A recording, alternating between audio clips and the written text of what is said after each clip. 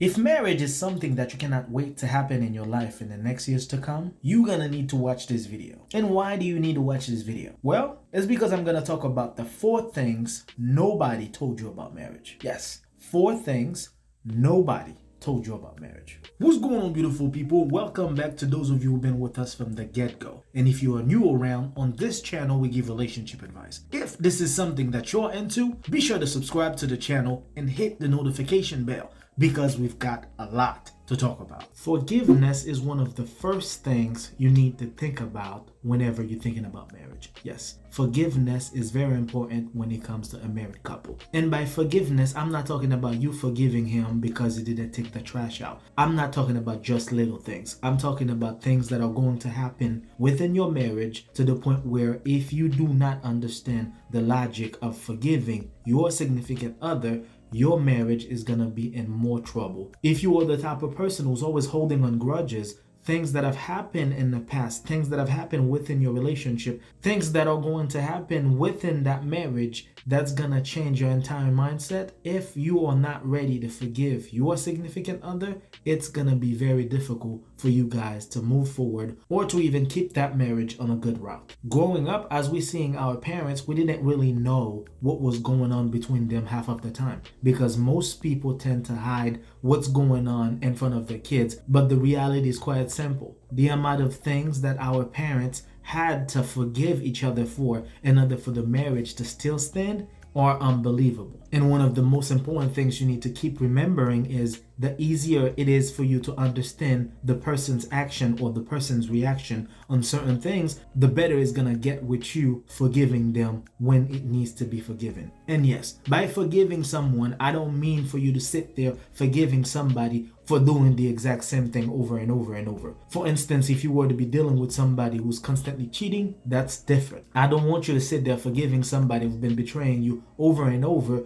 just because you want the marriage to last longer. That's not the point I'm trying to make here. What I'm trying to say is, if the person happened to do something that you know this is not the type of person you got married with, that's when we are talking about forgiveness. That's when we are talking about understanding the person to the point where you're gonna find yourself forgiving the person for the things that he did, despite the fact that you could get hurt to the core. That's what I'm saying. That's the type of forgiveness I'm talking about. I'm not talking about your significant other relying on you to forgive them no matter what they do. I'm talking about forgiving somebody who made a mistake. I'm talking about forgiving somebody who's also hurt over the things that they put you through. That's the type of forgiveness I'm talking about. And yes, if you are not willing to forgive each other in the marriage, it's gonna be a little bit more difficult for you to dive into that marriage mindset. The second thing no one told you about marriage is about vulnerability. Yes, if you are not vulnerable to each other, the level of connection is gonna be at one level. If you are not vulnerable to each other, the level of trust will never go anywhere other than where it is right now. Yes, if you are not vulnerable with each other sexually, if you are not vulnerable with each other with the things that have happened in the past, if you are not vulnerable with each other within the relationship, it's gonna be quite difficult, almost impossible for you to even dive into that marriage, because you are not gonna be able to trust each other to the fullest, because nobody have been able to open up to each other to the fullest. That's the problem. If you think you're gonna get married but vulnerability is something that you're gonna hide, it's gonna be difficult for you to keep that trust within that marriage, because until you decide to be vulnerable to each other, there are a lot of things you will never understand about the person. There are a lot of things that the person's gonna do in a relationship that you won't be able to really see it through, because the person never been able to open up to you about the things that they are still struggling about. The person never been able to open up to you after an argument. The person has never been able to be the true selves inside of that relationship, which gonna make it even more difficult for you to really get to know the person. That's what I mean by being vulnerable. The unfortunate part about that is that a lot of couples are still dealing with trust issues, not being able to open up to each other simply because they do not want to be vulnerable to their significant other. And if you're gonna be honest, without vulnerability, there are a lot of things that you will never know, despite the fact that you are a married couple. The third thing nobody felt the need to talk to you about marriage is compatibility. Yes, connection is one thing. Connection is gonna help you ride the wave. Yeah, that's understandable. But when it comes to compatibility, if you are not compatible to the person that you're gonna get married with, at least 75%, it's gonna be a problem. Because if you are not compatible to each other in a lot of things, at some point you're gonna realize that each party is gonna go to different directions. For instance, couples that are dealing with cultural differences, it's gonna be difficult for you guys to be compatible because there are a lot of things that the person probably grew up with,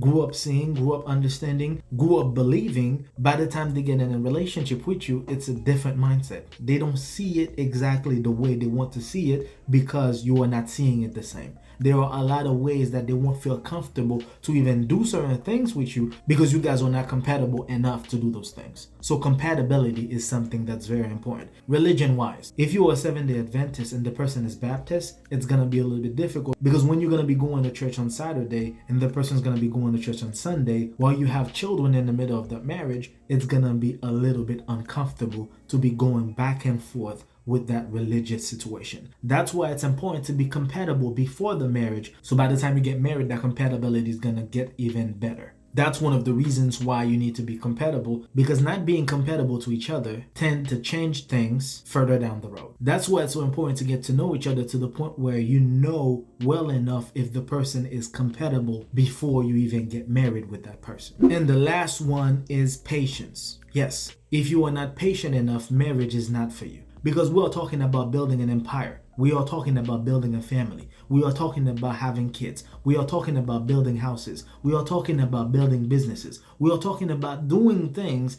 that's gonna require time. And if you are not patient, I'm gonna tell you this right now, marriage is not for you. Yes, if you are not patient with each other, if you are not patient with yourself, if you are not patient with the pace of the relationship, marriage is not for you. If you think everything's gonna happen like paradise, no. Unless you already have a paradise built for you before you got in the marriage, this is not going to happen. If you plan on building your paradise, the first thing you're going to need is patience. Yes, if you don't have that, it's going to be very difficult, almost impossible for you to keep that marriage going. If you want everything to go at a fast pace, I'm going to tell you this, marriage is not something you want to think about. It's always nice to see a beautiful couple who've been together for the past 25, 30, 50 years, to smile about it, to talk about it, to ask questions, to ask them exactly what they did to the point where they are still together now. But what a lot of people are not thinking about is patience. Oftentimes, people think that just because they are married, that automatically means that they're gonna start traveling.